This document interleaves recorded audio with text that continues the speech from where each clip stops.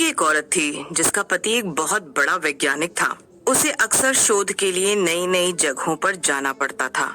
एक दिन उसका पति विक्रम बहुत ही खुशी से चिल्लाता हुआ घर आया। मंजू, अरे ओ मेरी प्यारी मंजू, कहाँ हो तुम? जल्दी से यहाँ आओ ना, मेरे पास एक बहुत बड़ी खुशखबरी है। हाँ हाँ, क्या हुआ? ऐसी कौन सी बात है जो आप इतना खुश हैं कि उछल रहे हैं? अरे जरा मुझे भी तो बताइए। मंजू विक्रम से बात कर ही रही थी कि तभी उसकी बेटी भी स्कूल से घर आ जाती है। अरे वाह पापा, आज तो आप जल्दी घर आ गए। और आप और मम्मी इतने खुश क्यों हैं आखिर? अरे मेरी प्यारी बिटिया रानी, मेरा प्रमोशन हो गया है, प्रमोशन। क्या क्या सच में? वाह, ये तो होना ही था। आप इतनी मेहनत से काम जो करते थे। अब हमारे सब सपने सच हो जाएंगे मंजू। हम अपनी बेटी को इंटरनेशनल स्कूल में पढ़ाई कराएंगे। इस प्रमोशन के बाद मेरी सैलरी 3 गुना बढ़ जाएगी। अरे क्योंकि काम ही कुछ ऐसा है ना, प्रमोशन के बाद मैं यहाँ के ऑफिस में काम नहीं करूंगा। मुझे बहुत दूर एक बर्फीले आइलैंड में जाकर एक शोध करना है कि वहाँ पर आसपास क्या क्या पाया जाता है। क्या? लेकिन ये तो अच्छी बात नहीं है। आप अकेले इतनी दूर कैसे रहेंगे? अरे मंजू, कभी कभी जिंदगी में ऐसे फैसले भी करने पड़ते हैं जो कठिन होते हैं। लेकिन सोचो ना, इसके बाद हमारी जिंदगी कितनी बदल जाएगी। तुम फिक्र मत करो, मुझे बस 1 साल के लिए वहाँ पर रहना है और फिर मैं वापस आ जाऊंगा तुम लोगों के पास। ठीक है, जैसा आपको सही लगे, मैं आपके साथ हूँ। बस आप अपना ख्याल रखना। मंजू विक्रम की बात से ज्यादा खुश नहीं थी, लेकिन उसने विक्रम की खुशी में अपनी खुशी समझी। 3 दिन बाद विक्रम काम के लिए निकल गया। नई जगह बहुत बर्फीली थी और विक्रम पूरे आइलैंड में अकेला था। ये जगह तो काफी सुनसान है, लगता है कि यहाँ मेरे अलावा कोई भी नहीं है। चलो अच्छा ही है, इससे मुझे काम करने में आसानी होगी और कोई भी मुझे डिस्टर्ब नहीं करेगा। विक्रम आराम से अपना काम करने लगता है और 2-3 दिन बीत जाते हैं। लेकिन एक दिन अचानक से विक्रम को कुछ आवाजें सुनाई देती है। आवाज किसी के जोर जोर से रोने की थी। अरे ये क्या, ये कैसी आवाज है? इस जगह पर मेरे अलावा तो कोई भी नहीं रहता, तो फिर ये आवाज किसकी है? चलकर देखता हूँ कि आखिर मामला क्या है। विक्रम आवाज का पीछा करने लगता है और काफी आगे निकल आता है। थोड़ी दूर चलकर विक्रम को एक इग्लू दिखाई देता है। वो आवाज इग्लू के अंदर से ही आ रही थी और इग्लू में काफी तेज रोशनी भी जल रही थी। अरे ये क्या, यहाँ पर तो एक इग्लू है। ये तो बड़ी हैरानी की बात है। मुझे तो ये बताया गया था कि आइलैंड बिल्कुल सुनसान और वीरान है, तो फिर ये इग्लू कहाँ से आया? विक्रम धीरे धीरे आगे बढ़ा और उसने इग्लू में झांक कर देखा। अंदर एक चुड़ैल और उसकी बेटी थे और चुड़ैल की बेटी जोर जोर से रो रही थी। विक्रम ये नजारा देखकर काफी डर गया। उसे अंदाजा भी नहीं था कि आसपास इतना बड़ा खतरा हो सकता है। ये क्या, ये तो एक चुड़ैल है और साथ में उसकी बेटी भी है। अरे बाप रे, ये तो बड़ी ही खतरनाक जगह है।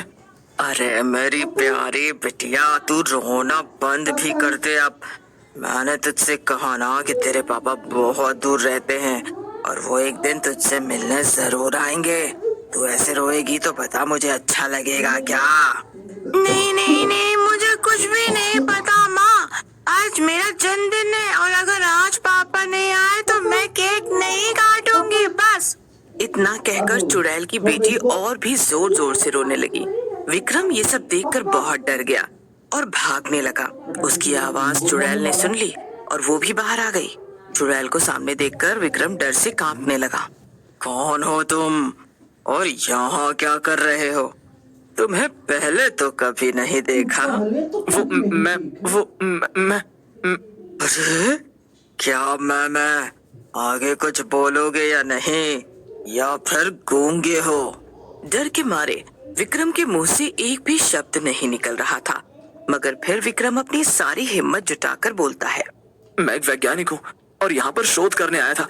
मुझे बताया गया था कि ये जगह एकदम सुनसान है और यहाँ पर कोई नहीं रहता है। मुझे बिल्कुल भी अंदाजा नहीं था कि यहाँ पर तुम और तुम्हारी ये बेटी रहते हैं। ओह तब तो तुम्हें बहुत बड़ी गलतफहमी हो गई है, क्योंकि ये मेरा घर है और मैं यहीं रहती हूँ। अब बताओ तुम्हारे साथ क्या करूँ मैं? बहुत दिनों से किसी इंसान का मांस नहीं खाया है। खा जाऊं तुम्हें? हाँ बोलो, खा जाऊं तुम्हें? चुड़ैल की बात सुनकर विक्रम बहुत ज्यादा डर जाता है और उससे अपनी जान बचाने के लिए मिन्नतें। अच्छा ठीक है, मैं तुम्हें नहीं मारूंगी। अब ये रोना गिड़गिड़ाना बंद करो वैसे भी मेरा आज इंसान खाने का बिल्कुल भी मूड नहीं है, लेकिन हाँ, मैं तुम्हें ऐसे ही फ्री में नहीं छोड़ने वाली। इसके बदले में तुम्हें मेरा एक काम करना पड़ेगा, तभी तुम्हारी जान बच सकती है। हाँ। काम? कैसा काम? मैं कुछ भी करने के लिए तैयार हूँ, बस मुझे मारना मत। मैं यहाँ कई सालों से अपनी बेटी के साथ अकेले रह रही हूँ। पहले मेरे भूत पति भी हमारे साथ ही रहते थे, लेकिन एक दिन कुछ इंसान यहाँ तुम्हारी ही तरह शोध करने आए और मेरे भूत पति को पकड़कर ले गए।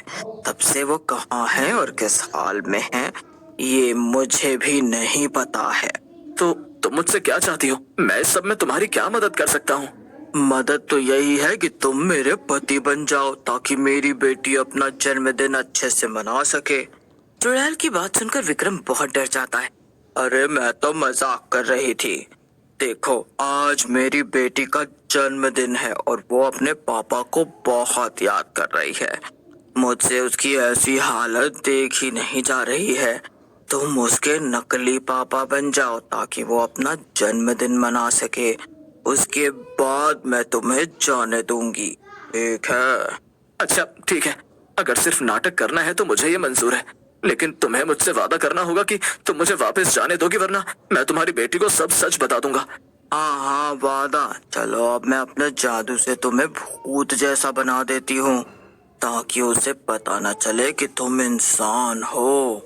लेकिन तुम्हारी बेटी तो अपने पापा को पहचानती होगी ना, तो उसे पता नहीं चलेगा कि मैं कोई और हूँ। नहीं, जब उसके पापा को इंसान ले गए थे तब वो बहुत छोटी थी, इसलिए उसे अपने पापा का चेहरा ठीक से याद नहीं है। इसके बाद चुड़ैल विक्रम को भूत जैसा बना देती है और दोनों इग्लू के अंदर चले जाते हैं। मेरी प्यारी चुड़ैल बिटिया, देखो तो कौन आया है। तुम्हारे पापा आ गए। पापा, अब तो तुम खुश हो ना? विक्रम को देखकर चुड़ैल की बेटी बहुत खुश हो जाती है और दौड़कर उसे गले लगा लेती है। पापा, आखिर आप आ ही गए। मैंने आपको कितना याद किया। आप कहाँ चले गए थे पापा? आपको पता है मैंने अभी तक अपना बर्थडे भी नहीं मनाया। विक्रम चुड़ैल की बेटी के साथ खूब खेलता है और बहुत बातें करता है। चुड़ैल भी ये सब देखकर काफी खुश होती है। चलो अब केक काट लो, बहुत हो गई मस्ती। अब तो पापा भी आ गए हैं ना, अब आराम से केक काट लो। विक्रम मन ही मन सोच रहा था कि कितनी जल्दी से वो वापस अपने घर जा पाएगा। चुड़ैल और उसकी बेटी के साथ बैठकर उसे काफी डर लग रहा था, लेकिन अपनी जान बचाने का उसके पास कोई दूसरा रास्ता नहीं था। तभी चुड़ैल एक कीड़ों से बना हुआ केक लेकर आ जाती है। आओ मिलकर केक काटें। आओ ना पापा, आज कितने सालों बाद आप मेरे साथ मेरे बर्थडे पर मेरा बर्थडे मनाएंगे। चलो मिलकर ये केक काटें। विक्रम किसी तरह खुद को समझाता है और वो कीड़ों वाला केक काट लेता है। फिर चुड़ैल और उसकी बेटी केक खाते हैं। पापा पापा, ये लो ना, आप भी केक खाओ ना। नहीं बेटा, आज पापा केक नहीं खाएंगे। उनका पेट भरा हुआ है ना, तुम केक रख दो, वो थोड़ी देर बाद खा लेंगे। क्यों, है ना जी? ऐसे ही काफी वक्त बीतता चला गया और चुड़ैल की बेटी थक कर सो जाती है। उसके सोते ही विक्रम चुड़ैल से कहता है, अब तुम्हारी बेटी सो गई है, यही मौका है, अब मैं चुपचाप चला जाता हूँ, वरना वो मुझे जाने नहीं देगी। ओह ओह, बस ओह?